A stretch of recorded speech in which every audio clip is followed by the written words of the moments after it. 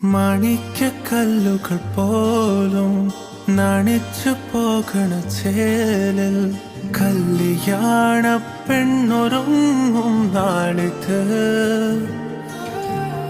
പതിവിലേറെ പുതുമയോടെ അതിഥിയായി വരുമൊരാൾ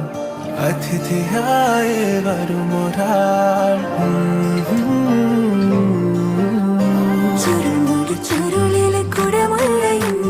കസവുള്ള മുന്താണിയും പരിമളം പരത്തുന്ന തളിർമേനിയും കണ്ണഞ്ചം സുന്ദരി സുന്ദരി